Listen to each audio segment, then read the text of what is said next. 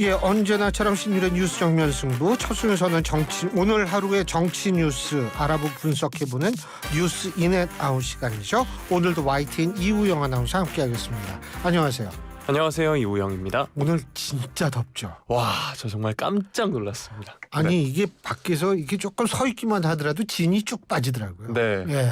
오늘 그래서 너무 더워서 예. 제가 또 정면승부 하다 보면은 예.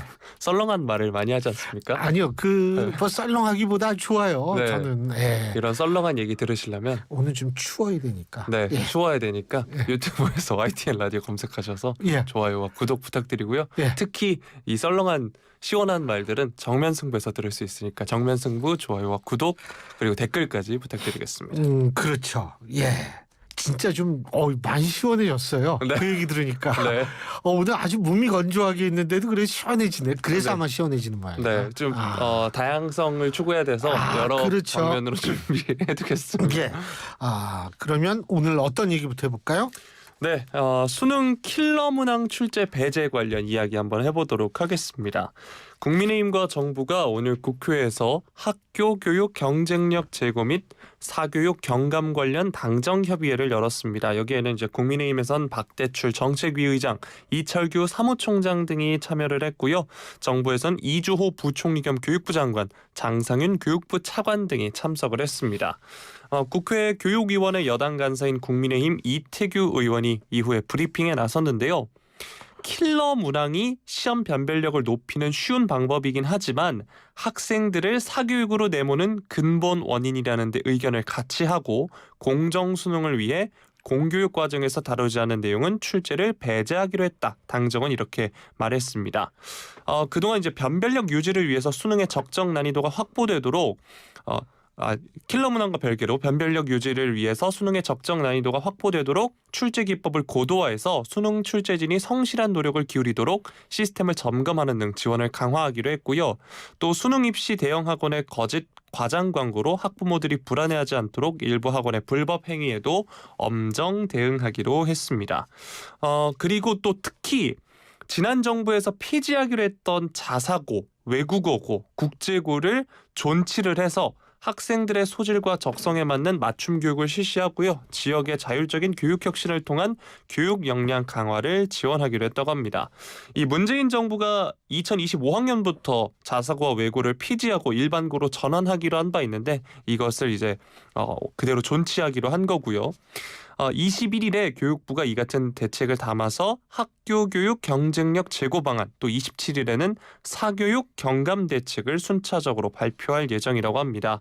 이주호 부총리도 오늘 모두 발언과 회의 후 브리핑에서 윤 대통령의 지시에도 교육부가 적극 대처하지 못한 측면이 있다면서 확실히 교육부 잘못이다라면서 여러 차례 고개를 숙였습니다. 또 질의응답도 있었는데요. 관련해서 소개를 해드리면 공교육 과정에서 다루지 않은 문제를 수능에서 출제하는 것은 우리 교육의 가장 큰 문제 중 하나로 수십 년간 지적됐지만 해결 못한 문제였다. 이 문제를 대통령이 말씀하신 거고 이 부분을 교육부가 적극 대처하는 데 무력했다고 생각한다. 이러면서 최대한 해결하겠다라고 했고요. 또 이태규 의원의 경우에도 전임 정부를 저격을 했습니다. 국민 눈높이에 부합하지 않은 획일적 평등 정책으로 교육 격차를 심화시키고 학력 저하, 행복도 저하를 가져오는 등 교육의 질을 저하시켰다. 또 사교육비는 역대 최고로 치솟는 등 사교육 문제를 사실상 방치해서 학생과 학부모 고통을 야기시켰다. 이렇게 비판을 했는데요. 이번 당정협의회 발표 내용에 대해서는 어떻게 평가하시나요? 이거 얘기하기 되게 애매해요. 네. 이게 우리나라 같은 경우에는 죄송합니다. 우리나라 같은 경우에는 이 학부형들 대부분이 다 교육 전문가라고 얘기할 수 있을 정도로 네. 이 교육에 대해서는 지대한 관심을 가지고 있고 또 나름대로의 견해를 전부 갖고 있기 때문에 이것이 어떤 것이 맞다 뭐 이렇게 얘기하기는 좀 힘든 상황이라는 점 미리 말씀드리고요. 그리고 이제 이게 한편으로는 수월성 교육을 계속 인정하는 것, 다시 말해서 자사고라든지 특목고라든지 뭐 이런 쪽은 국제고 이런 쪽은 이제 이 계속 놔둔다는 거 아니겠어요? 그런데 이제 다른 한편으로는 사교육 시장을 좀 줄이던데 노력을 하겠다 이런 얘기인데 뭐 방향은 맞죠. 이 사교육이라는 게 굉장히 불공평한 거거든요. 그렇기 때문에 제가 볼 때는 그거는 분명히 맞고 바로 불공평이라는 것을 제거하기 위해서 우리가 예를 들면 EBS에서 방송을 통해 가지고 강의를 한다든지 뭐 이런 거를 통해서 학생들한테 좀 더 이 교과 내용에 충실하도록 하는 거 뭐 이거 다 좋습니다. 다 좋은데 이게 그런데 이 변별력을 갖기라는 건 쉽지는 않을 거예요. 네. 예? 그러니까 이게 킬러 문항이라는 게 제가 뭐 요새 시험을 안 쳐가지고 모르겠습니다만 이게 교과서 외에서 나오는 킬러 문항이라면 이건 문제가 있겠죠. 그리고 이게 또 하나는 문제가 뭐냐면 각 학교에서 이 다루는 내용이 조금 다를 수도 있어요. 네. 그러니까 그렇죠. 이거를 공통적인 거를 뽑아가지고 이 킬러 문항 자체가 문제라기보다는 이 문제를 그 공통적인 측면을 뽑아서 내는 데에도 좀 이렇게 틀어서 낼 수는 있는 거거든요. 교과서 내에서 응용을 하게끔 할 수는 있는 거거든요. 그러니까 그런 쪽으로 신경을 쓰겠다라고 저는 이해하고 있는데 제 이해가 맞는지는 모르겠습니다만 어쨌든 변별력은 있어야 돼요. 이게 변별력이 없으면 완전히 무순응이 돼버리기 때문에 변별력은 있어야 하지만 어쨌든 그 변별력을 어떻게 확보하느냐가 저는 제일 중요할 거라고 봅니다. 네. 두 번째 소식도 처음으로 전해드린 소식에 이어지는 소식인데요. 이 대통령실이 수능에서 이른바 킬러 문항, 이게 킬러 문항이라는 이 용어를 모르시는 분들도 있어서 소개를 해드리면 초고난도 문항이라고 생각하시면 됩니다. 이 킬러 문항을 제외하는 것을 사교육 대책의 핵심으로 보고 수험생과 학부모에게 일관된 메시지를 발신할 방침이라고 하는데요. 이 킬러 문항이 문제가 공교육 교과과정 밖에서 복잡하게 출제되기 때문에 학생들을 사교육으로 내몬다. 이 주범이다라고 합니다. 이를 원천 배제하더라도 출제 기법을 고도화하고 정성을 기울이면 변별력이 확보된 공정 수능이 가능하다는 게 대통령실 내부의 확고한 인식으로 지금 전해지고 있는데요. 윤 대통령이 최근 참모들에게 이 킬러 문항과 관련해서 수십만 명의 학생들을 대상으로 한 부적절하고 불공정한 행태다. 약자인 우리 아이들을 가지고 장난치는 것이라고 비판했다. 이런 말을 했다고 대통령실 관계자가 오늘 연합뉴스와의 통화에서 말을 했다고 하고요. 또 고도 성장기에는 사교육 부담이 교육 문제에 그쳤지만 저성장기에는 저출산 고령화 대비 측면에서 치명적 사회 문제를 야기한다. 이렇게 말을 했습니다. 김광두 국가미래연구원 원장도 오늘 페이스북에서 지난 2020년 수능 국어 문제를 킬러 문항의 예로 들면서 어안이 벙벙하고 화가 치밀어 올랐다 이렇게 지적을 했는데요. 이 문제를 보면 자기 자본과 위험 가중자산, 바젤 협약 등 전문적인 경제 용어가 복잡하게 등장해서 선뜻 국어 문제로 보이지 않는 킬러 문항인데요. 이야, 네. 이 문제는 모르겠는데 이거 되게 어렵네요, 진짜. 네. 사실 저도 생각해보면 이런 비문학에서 이런 문항들이 좀 많이 나오는 것 같습니다. 네. 김 원장도 사설 학원의 일타 강사들 도움 없이 이런 고난도 수준의 문제를 풀 수 있는 고교생이 있을까라면서 윤 대통령의 발언이 이런 어처구니없는 현실을 개선하라는 취지다 이렇게 말을 했습니다. 그러면서 또 대통령실 고위 관계자는 이 킬러 문항을 풀 수 있어야 좋은 대학에 갈 수 있고 그러려면 학원부터 다녀야 하는 상황이 비정상적이다. 당장 9월에서부터 킬러 문항을 제외해 시그널을 줄 것이다 이렇게 말을 했거든요. 윤 대통령이 지난 3월부터 이런 문항을 배제하라고 여러 차례 지시한 바 있다고 합니다. 그런데 6월 모평에서도 다시 킬러 문항이 등장하면서 논란이 빚어졌고요. 오는 9월 모의고사 그리고 수능에서 이 비문학 국어 문제와 교과 융합형 문제 등 복잡한 킬러 문항 빼라고 거듭 당부한 것으로 지금 전해지고 있습니다. 지난주에 교육부 대입 담당국장을 전격 경질하기도 했죠. 그리고 조금 전에 이제 속보로 전해진 소식인데 이규민 그만뒀죠. 네, 한국교육과정평가원 원장이 사임을 했습니다. 윤 대통령은 학생들을 사교육 시장으로 내모는 이권 카르텔은 교육 질서를 왜곡하고 학생들이 같은 출발선에서 공정한 기회를 제공받는 것을 저해한다고 우려한 것으로 지금 전해지고 있습니다. 또 여권 관계자의 발언에 따르면 윤 대통령이 검찰 시절부터 수능 문제를 매년 검토했다고 합니다. 그래서 교육 전문가 못지않은 지식을 갖고 있다라고 부연을 했다고 하는데요. 물론 윤 대통령도 사교육 자체를 부정하는 것은 아니다라고 합니다. 사실 이 수능 관련 발언으로 지난주에도 이제 논란이 됐었습니다. 윤 대통령의 이번 메시지는 어떻게 보시나요? 이게요, 대통령이 교육 관련 발언하면 항상 그 논란이 됩니다. 그러니까 네. 우리가 과거 문재인 정권 시절을 한번 떠올려 보면 문재인 정권 시절에 아까도 말씀하셨지만 예를 들면 자사고라든지 네. 특목고 문제 같은 거 얘기했을 때 아유 좀 반발이 많았어요. 그러니까 이거는 교육 문제를 이렇게 얘기를 하면 항상 그게 나올 수밖에 없다라는 걸 감안을 하고 그리고 사실은 이게 일각에서 얘기하는 게 그거 아니에요. 뭐 이 수능 시험까지 얼마나 남았다고. 올해 수능 며칠인지 아세요? 정확히 모릅니다. 11월 16일입니다. 네. 제가 이걸 왜 잘하느냐. 뭐 뉴스를 봐서 알아요. 네. 우리 애들은 다 컸기 때문에 이제. 네. 근데 11월 16일인데 그 예를 들면은 그 수능 이 날짜가 이제 11월 16일이라고 했을 때는 7, 8, 9, 10, 11 5개월 정도 남은 네. 거거든요. 이러면 혼란이 온다 뭐 이런 얘기인데 글쎄요. 뭐 제가 생각할 때에는 정부가 말해요. 야 이거 변별력에서도 불수능을 만들겠다라고 얘기하면 더 혼란이 올 거고 그런데 최소한도 교과서 내에서 교과서를 충실히 풀 수 있는 이 충실히 공부한 학생이면 풀 수 있는 문제를 내겠다라고 얘기를 하는 것 자체가 과연 이게 그렇게 큰 혼란이 올지는 저는 좀 두고 봐야 될 것 같아요. 지금 당장 우리가 판단할 수 있는 것은 아니라고 생각을 하고요. 그래서 일단 제가 말씀드리고 싶은 건 대통령이 이런 얘기를 그 교육 관련 얘기하면 항상 논란이 돼 왔다 이렇게 얘기할 수밖에 없겠죠. 네.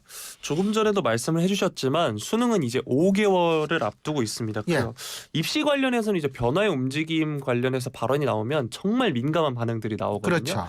그래서 이번에도 야당, 교육당국 또 여당 내부에서도 있는 비판이 이런 겁니다. 당장 5개월 남았고 제가 조금 전에 소개해드린 발언을 살펴보면 당장 9월부터 이 모의평가에서 킬러 문항을 배제하라 이런 말들인데 이런 시점이 얼마 남지 않았기 때문에 더 비판이 나오는 것 같습니다. 물론 그럴 수는 네. 있죠. 제가 그런 거를 배제하는 것은 아니에요. 그래서 일반적으로 우리가 교육 같은 경우에는 상당히 장기간 그러니까 뭐 그렇죠. 예를 들면 네. 2, 3년 후부터 실시한다 뭐 이런 식 네. 아니겠어요?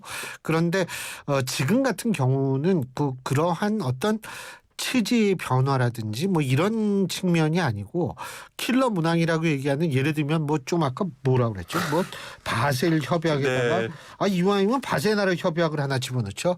근데 예를 들면 그러한 문제 같은 것들이 를 배제하겠다는 거 아니에요.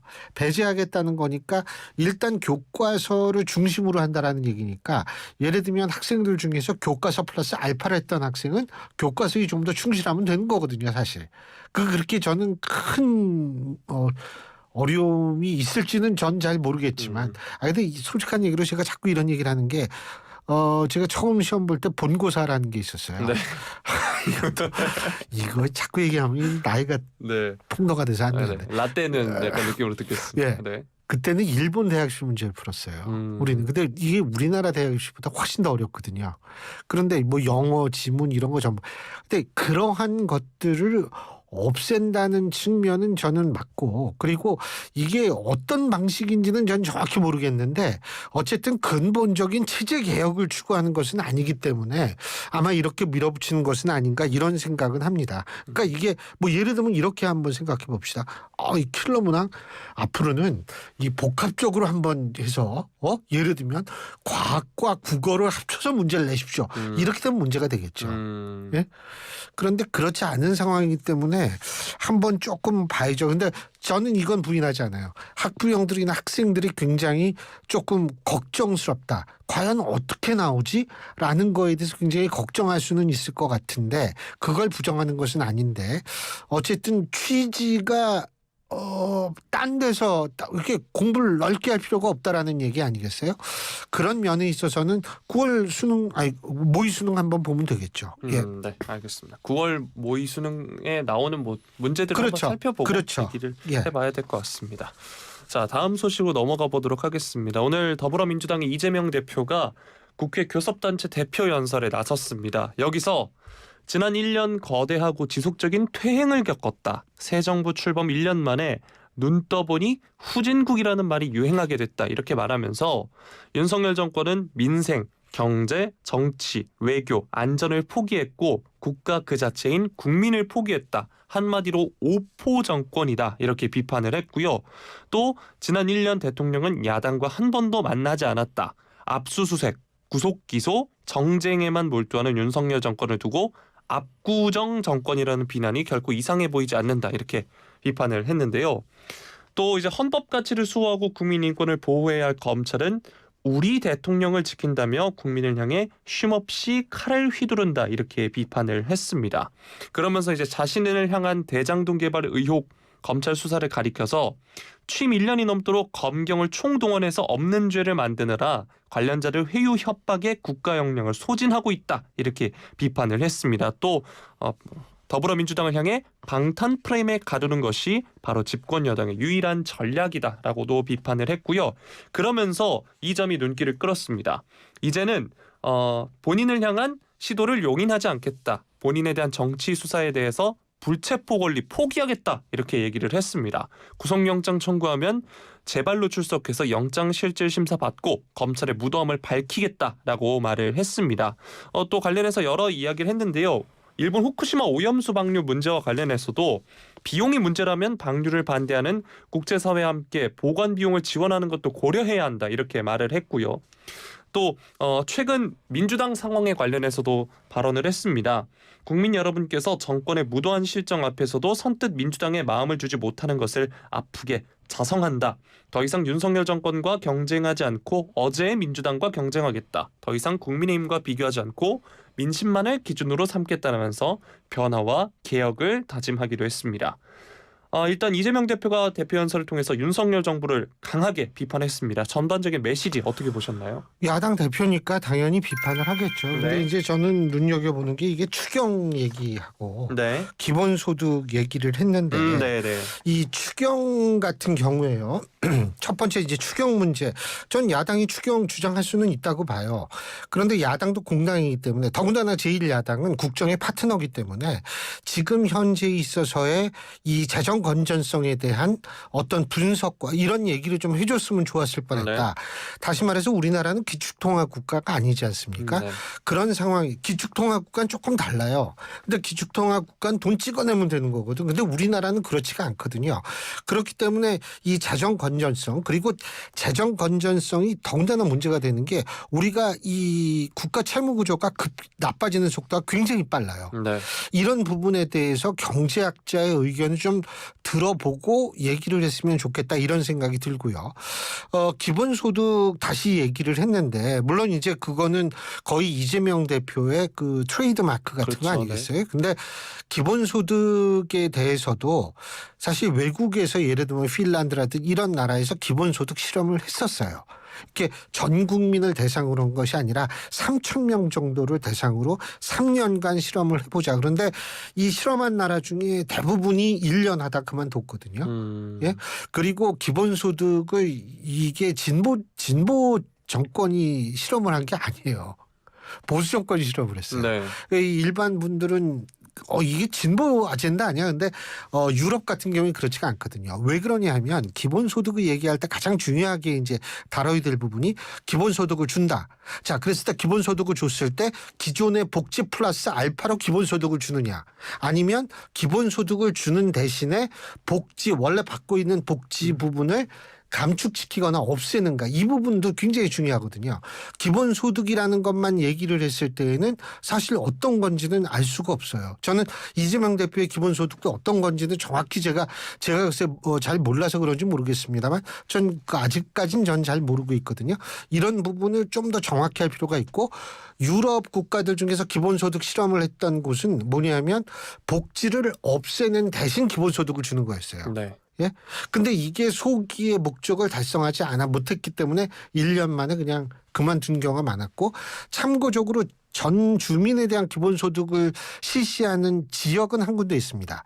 그 지역이 어디냐면 알래스카주예요. 네. 알래스카주는 기본소득을 주는데 그건 어떻게 무슨 돈으로 주냐면 이 광물이 많잖아요. 네. 광물 판 돈을 펀드를 만들어서 그 돈으로 1년에 우리나라 돈으로 한 100만 원 조금 넘는 돈을 1년에 그 정도 돈을 지불을 해주는데 거기 말고는 사실 없거든요. 물론 저는 대한민국이 세계 최초가 되지 말라는 법은 없다고 생각합니다.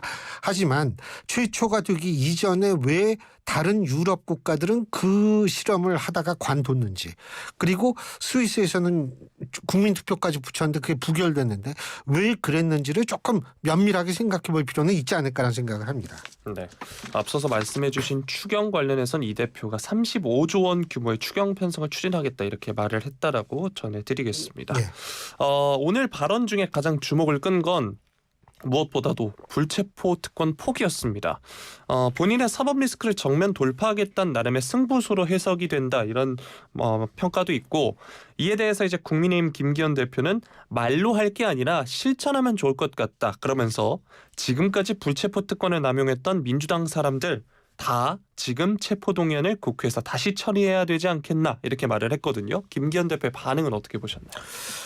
여기도 상대당이니까 네. 이런 식으로 이제 비판을 할 수밖에 없겠죠. 근데 불체포 특권 포기를 오늘 선언했던 이유 중에 하나는 이 방탄 프레임이라고 아까 이호영 아나운서가 말씀하셨는데, 이 방탄이라는 그것 때문에 상당히 이 민주당을 향한 여론이 안 좋다라는 걸 이재명 대표도 알고 있다라고 저는 해석을 했어요. 그러니까 본인이 그걸 알고 있기 때문에 이 소위 말해서 더 이상 방탄 소리를 듣지 않게 하겠다라는 얘기거든요. 근데 그렇게 되는 게 방향은 맞죠. 사실 이재명 대표가 대표 체제가 출범한 이후에 4번의 민주당 의원에 대한 4번의 체포 동의안 표결이 있었는데 전부 부결됐거든요.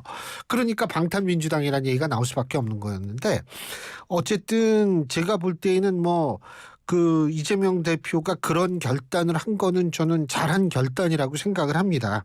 근데 김기현 대표가 얘기하는 국회에서 체포동의안을 다시 처리한다라는 거는 이제 그냥 공격용 멘트다. 네, 이렇게 볼 수가 있겠죠. 네. 자, 이재명 대표의 발언에 대한 이번엔 정부의 반응 살펴보도록 하겠습니다. 이 발언이 조금 전에 전해드렸던 대표 연설에서 나온 발언은 아니고요. 후쿠시마 원전 오염수 관련 소식입니다. 민주당에서 이재명 대표를 포함해서 민주당에서 이 후쿠시마 오염수를 두고 핵 폐수라고 언급을 했는데, 이에 대한 정부의 입장이 나왔습니다. 오늘 오전에 이제 정부 서울청사에서 송상근 해양수산부 차관이 오염수 검증 관련 일일 브리핑, 요즘 이제 데일리로 열겠다, 매일 열겠다라고 했는데 이 브리핑을 가졌는데요. 더불어민주당을 향해서 이러한 단어 선택은 우리 국민들께 과도하고 불필요한 걱정과 우려를 불러일으킨다 이렇게 밝혔습니다. 그러면서 우리 어업인들과 수산업계에 돌이킬 수 없는 피해를 가져올 수 있다. 이러한 과도한 용어 자제해 주길 부탁드린다라고 덧붙였습니다. 오염수 방류와 관련해서 동해 유입에 5개월에서 7개월이 걸린다는 전문가 발언을 인용한 언론 보도도 사실이 아니다 이렇게 밝혔는데요. 이 해당 보도에서 나온 시뮬레이션은 0에서 200m 표층의 물을 대상으로 한 거고, 수심 200에서 500m의 물은 대만 해협을 통해서 제주 근해를 거쳐 동해로 유입되는데 5개월에서 7개월이 걸린다고 주장했는데 이는 사실이 아니다라고 말을 했습니다.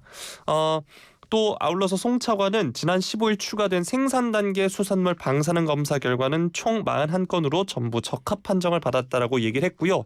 또 최근에 많이 뉴스에 나온 게 천일염 품귀 현상 관련해서 뉴스가 많이 나왔습니다.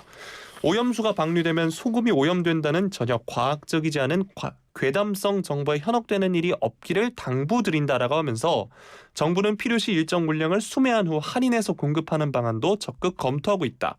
이 천일염 공급에 대해서는 걱정하지 않으셔도 된다. 지금도 안전하고 앞으로도 안전할 것이다 라고 말을 했습니다. 저희 어머니도 지난 주말에 천일염 사놔야겠다라고 얘기하셨거든요. 그러실 필요 없어요. 왜냐하면 네. 삼중수소는요. 이게 일단 그 양이 굉장히 미미하거든요. 그것뿐만이 아니고 양이 만일 있다라고 가정한다 하더라도 이거는 천일염 만드는 과정에서 다 증발하게 돼 있습니다. 물이기 때문에. 네. 예. 네. 어쨌든 이제 민주당 측에서는 후쿠시마 오염수에 대해 핵 폐수란 표현을 썼고요. 정부 측에서는 어업인에게 피해를 주기 때문에 이런 용어 자제해 달라는 건데요. 이번 상황, 이런 공방에 대해서 어떻게 보시나요? 저는 사실 야당이니까 또 야당의 역할이 있어요. 네. 제가 그걸 부정하는 건 아니기 때문에. 그런데 이게 과도한 공포를 일으키는 거는 좀 그렇다고 생각을 하고요. 한 가지 제가 민주당에게 바라고 싶은 게 있어요. 뭐냐면 그 지난번에 민주당 의원들이 일본에 갔다 왔죠. 일본에 갔다 왔지만 사실은 일본에서 정치인들을 뭐 이렇게 많이 만나고 이러진 않았거든요. 네. 그런데 지난번에 사실 이재명 대표께서는 그 중국 대사의 집에 가서 저녁도 같이 먹으면서 그때 발언 논란 때문에 상당히 좀 곤혹을 치렀는데 그렇죠. 네. 그런데 일본 대사를 한번 만났으면 좋겠어요. 이게 국내 그렇게 걱정이 되면 우리 정부가 이거를 지금 방조하는 게 아니잖아요. 그러니까 일본 대사를 만나서 일본 그렇게 걱정이 되고 이게 공포스럽다면 일본 대사를 만나서 따져야죠. 그리고 야당 제1야당 대표로서 일본에 있어서의 제1야당 의원 외교 얘기하면서 이번에 중국 갔다 오지 않았습니까? 민주당 의원들 의원 외교 차원에서 일본에 관한 일본 의원들한테도 역시 한번 만나서 얘기하자라고 의원 외교 차원에서 해야 된다는 생각이 들어요. 그런데 그런 얘기가 없이 자꾸 이 정부 비판만 몰두한다면 조금 그런 면에 있어서는 좀 안타까운 측면이 있지 않을까 이런 생각이 듭니다. 네. 근데 확실한 거는 뭐냐면 어업인 그리고 뭐 횟집 하시는 그렇죠. 자영업자 네. 그리고 이 뭐 수산시장에 있는 자영업자분들이 피해를 당하지 않도록 거기에 신경 쓰는 것도 저는 공당의 중요한 역할이라고 생각하고 그리고 우리 저 언제 7월 달에 토요일 날 뭐 네. 저 하기로 했는데 네. 회 먹읍시다. 요새 회 많이 먹어야 돼요. 좋습니다. 네? 회 먹어요? 너무 네. 좋아합니다. 네. 고맙게 먹겠습니다. 네. 오늘 여기까지 하죠. 고맙습니다. 고맙습니다.